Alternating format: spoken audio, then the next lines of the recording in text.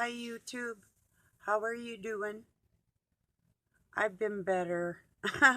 I'll tell you about it, but do you all know the song Bring Your Own Bomb by System of a Down? The part where they say breaking into Fort Knox, stealing our intentions. Um, that, or trying to steal our intentions in the ether, when you have good things that you want to do in life for other people, and you have people around you, if you do in your life, actually making it more difficult for you to be able to do the things you want to do. That's a hard thing. I'll tell you. Oh, I'm going to share an archaics with you. Jason is having a chat with author named Saul Luckman, and they're talking about the coding of the time loop, and whether or not we are actually here, or if there's someplace more real. And I know there's someplace else, and I think all of you kind of sense that too. So I'm going to share that link. Maybe you'll enjoy their conversation, or maybe even look at things from a perspective you might not have thought of. That's why I'm listening to other people, because they can call themselves any fancy names for people that want to delve into the depth of um, everything that is. Why not be curious? Who says we're not supposed to? So I don't know. I have so much on my mind. You'll understand in a little bit here, but oh, I didn't get to eat till a little bit later, and Doug was in and out having a bonfire.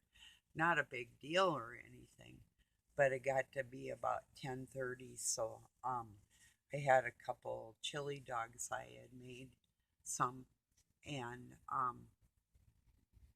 some sunflower seeds. Well, when he first came in, I was eating my sunflower seeds, and it was about 10:30, 11, even right up till about 11:30, I think. I was trying to take my time, but he kept asking me questions, and I finally said, "Look, I'm hungry, I'm chewing, I'm not answering any silly questions like what shape the world is, and if I wouldn't answer, then so you think it's flat," and it's, oh, just endless painful bullshit. I did share a video with people from on Facebook from WTV, Woodward TV, had a channel on YouTube, had a really good one and mathematically sound explanation how the world could be both flat and round all at the same time. How the math would work out and what that would look like. So Jay Woodward did a really good one just a few days ago.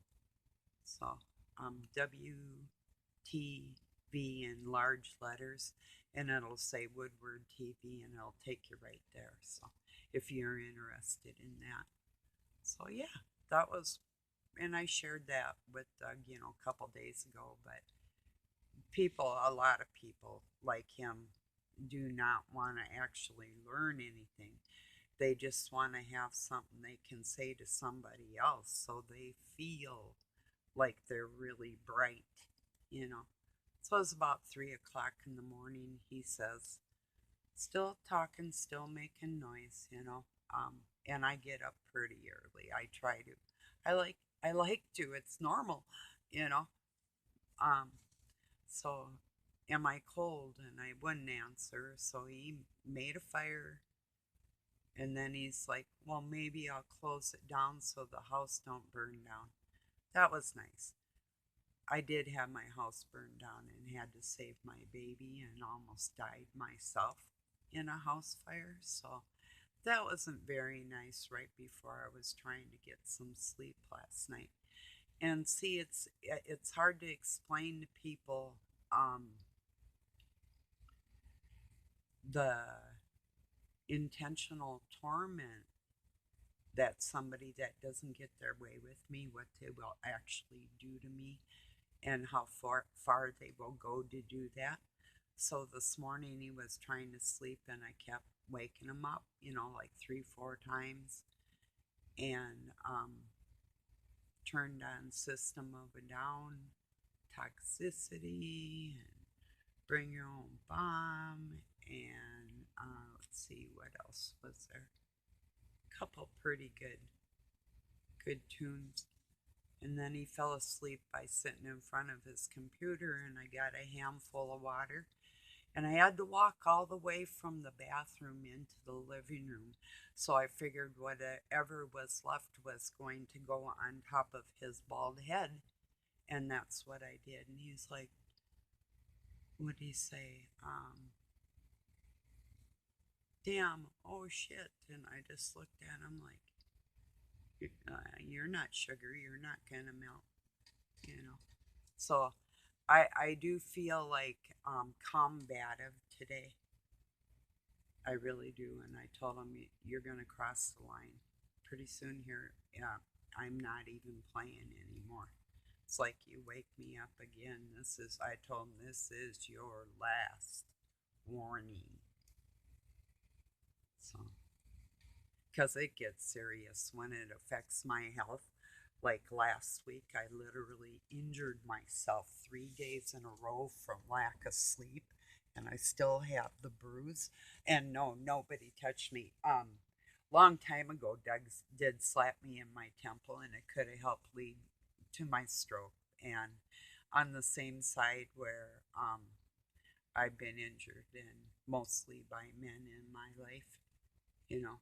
Although I did have my adopted mother fucking kick at me. She smashed my teeth through my upper or my lower lip, not my upper. I should remember that. I literally got a line.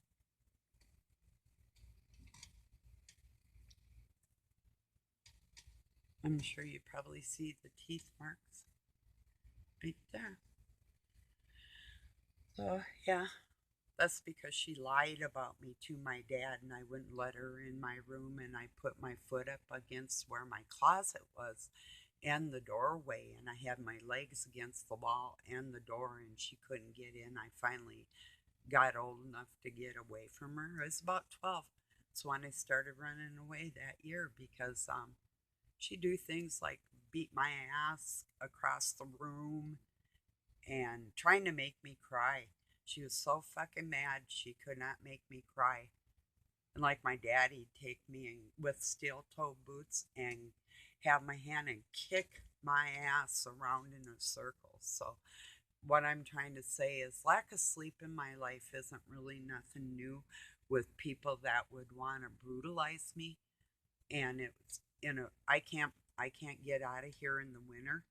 So it's going to have to be towards the spring, but I do have my Social Security income coming up, my retirement finally, some income from all my hard work.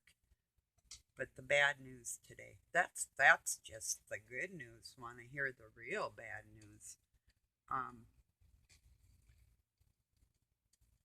my grandchildren might need help being raised because my son is not in the home, and my daughter-in-law had adopted a preteen boy too, so there's 4 children, and she's having a biopsy done to see if she's going to live or not, and whether or not she has cancer.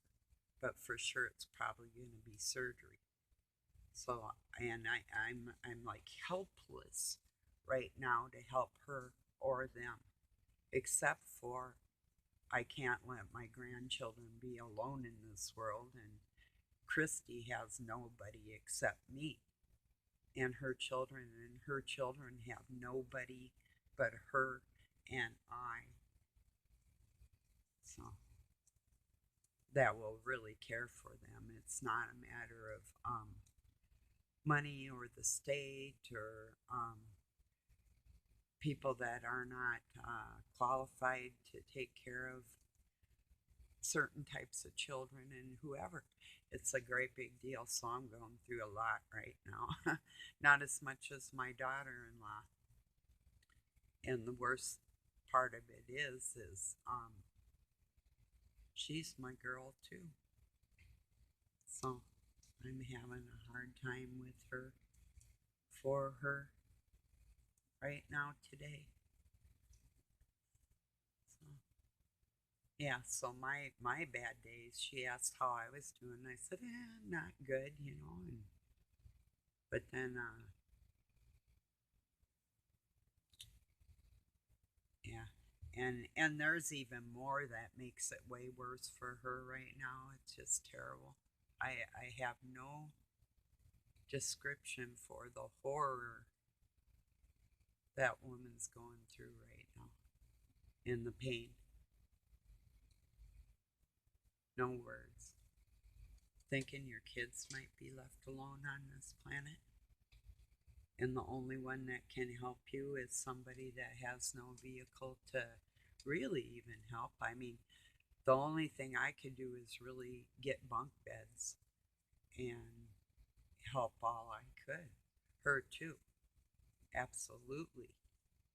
You know, that's all I could do right now, but I do it. So if you got some seconds, say some major prayers for my daughter-in-law and them kids, please. Yeah, it's been a I always say been a rough couple days every fucking day. You know, you can only um you can mold your world only so much within the restraints of what's going on around you. You know, you can plan your life point, up to a point. You know, it's not a matter of fearing anything or worrying about anything. Um, but then I'm not a young mom with kids right now either, and that's on a whole nother level.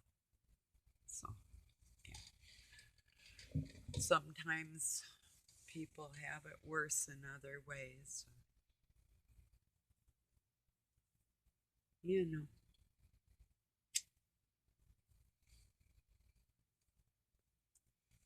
but I just knew something told me because yesterday she tried to write me, and I asked her how she was and told her I loved her, and I knew she wanted to talk, but I didn't want to pry. So I just kind of waited a day, but then I went over there, or she said morning, and I wrote back and asked her how she was. And oh, and then I tried to, that's what it was. I gave it a day, and then I tried to call her this morning, and she just happened to be at the doctor office and then called me back. And I missed it and called her again. Because my video thing on Messenger, it only let it, well, she only let it ring 3 times. But she usually calls me on my other phone. And that's what I was just thinking as my other phone rang, you know, so it's like, yeah. So I think she's going to be okay. I really do. I just don't see that any force on this planet is going to take her away from them kids. That I can't see that happening. You know, their dad's living right in the same town under a bridge. You know, he's been gone for like over a year now, or it's like a year and a half. I was out there last, Well, in April it'll be 2 years, so it's been a year and a half, and he left about a month after I came back home. So um, they've been through some hell. And it wasn't the first time that he went missing in action either. And yeah, his dad was like that. You can't keep letting that come back, it's like not like that. And they're loud and violent and drinking and drugs and porn and all of it around your children. You just can't live through that shit. And then finally, when you kick them out, and then the kids suffer, you know. But what do? Especially when they're hitting their kids and stuff, and God knows what else. And a lot of the God knows what else went on in my life, and because of neglect with my son towards his children. So it's like, yeah, in a big way. So yeah, there's a whole bunch going on in my life right now. It's a little hard. I mean, I'm always happy inside, um, but when a person's so tired and the depth of sadness is so real and so stark, and life does go on. I mean, yeah, we can't walk around, we can't paste a smiley face on the front of us and say God's going to provide on every single situation, because that might not be what's going on in our lives. If we let other people in our lives, around our lives, a part of their energy is going to dictate a part of ours. You know, that's the way it is. So, oh, my ashtray. I'm sorry. I hate doing that. I'm sorry. I always do. I should paste a reminder right up here. Grab your ashtray. Yeah. I'll make it a mental thing. Every time I look over there, I have a lamp. My lampshade said, "Grab your ashtray." That's when we were going to college. You could do color or word associations to help you remember things. It's like assign a color to whatever you want to remember, or a word to something you want to recall. Um, and it gives you two avenues to get to the same conclusion or more. You might even, well, anyway, that's a little different, but I think you got what I meant right there. It's word association. So, like, I want to remember the color pink, or no, I want to remember a cup. So I'll think pink. So that now I have two reference points to go to for that one thing. Or if I want to uh,